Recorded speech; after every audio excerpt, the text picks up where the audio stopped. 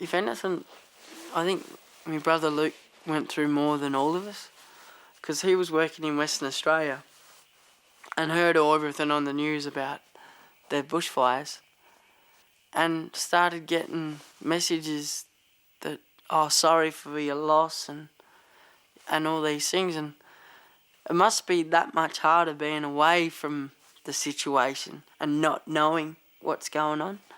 So Luke, I think for a good few hours, Luke had thought that he'd lost his family.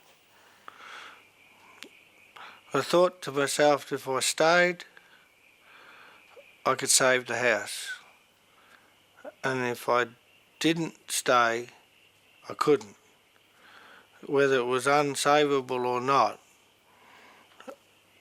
I had to have a go. If I didn't have a go, I would have always thought, who the hell am I?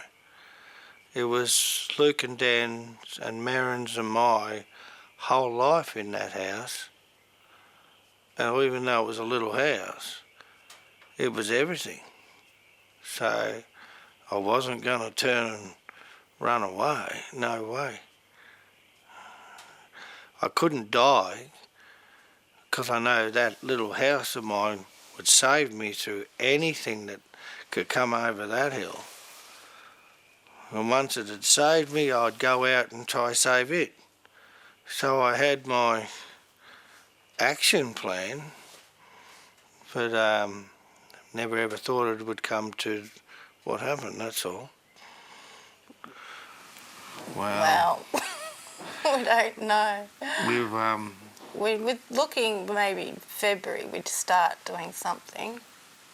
We have to do earthworks to build our block of land. Yeah, we've got to do that first. And we haven't got a lot of money because of the insurance policies we had were insufficient. So every cent counts. So we plan on buying an excavator and doing earthworks ourselves, and then selling the excavator, and with that money put into the house and build the house. But we won't get it finished, but we'll get close. We'll get as far as we can. Yeah. And then it'll just be a slow finish over the next so many years, and we'll because we're doing it ourselves. We do everything ourselves, Yeah. Because we've got a family of tradesmen, so there's not a shortage of skill. No, we've got the skills. Got the skills, just not the dollars. The money. So, yeah. So Peter's made a hill into a block of land and sweeping banks and gardens and a big flat area for a lawn. And yeah, so it's going to be a huge wandering garden. We've had building consultants come in and they're helping us get all the plans all done and all the permits and all that sort of stuff. So that's taken a bit of getting quotes and all that sort of stuff. So that took off a bit of time. So yeah, so we're still at that stage. We've got the preliminary plans drawn, so he forgot to put in a few things. But yeah, so we'll get them all done soon. So that's been good.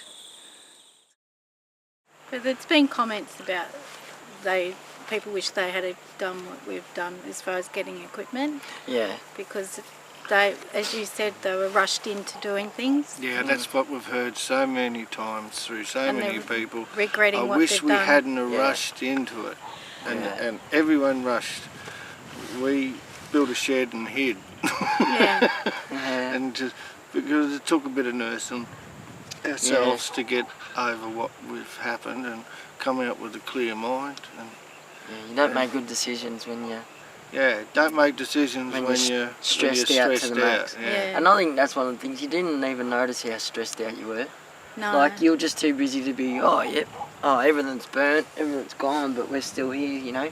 Well, you didn't have time. You didn't have time to actually take it all in, and I think we've given ourselves. I think there's a not a difference, but with distance, people, but with people who haven't lost their house but lost everything around them are in a position where they've still got their house Yeah. and they've got, we've got to build a garden, we've got to put a shed up, but there's so much time to think about the person down the road and what everyone else is going through. I think from one perspective, if you didn't lose your house, I think sometimes mentally it'd be a bit harder because you've got so much time to think about Everything. you know, and you overthink about things. Where Yeah. we've just been flat out doing out. what we've got to do. Doing what so we've you gotta don't have do. time to, you know. It's good you see that, Dan. That's good. Well, I think before the fires, I was, just working flat out and trying to get back into racing, motocross, and because I was brought up in that sport, do what everyone else is doing, and you know, not be the clown, but you know, make sure everyone else is happy. And yeah, didn't really do a lot for my own self. And I think after the fires, it definitely put me back in a stance to say, well, you know, life is so fragile that it could be taken away at any moment. So I think from that perspective, I thought, well, this is my life, and I've got to start doing things for me and achieving goals that I've always wanted to and not always talked about, but never had the confidence or always had the drive, but not the focus and the confidence to go out and do it. And yeah, after the fires, it's just sort of been just a flat out, just try and squeeze as much into my life as I can and experience as much as I can. And you know, I've just got the most beautiful girlfriend now, Paige, and she just lived up the road. She lived in Callignee as long as I have, you know, and we never met. You know, we're only 2 kilometres away. We never met, and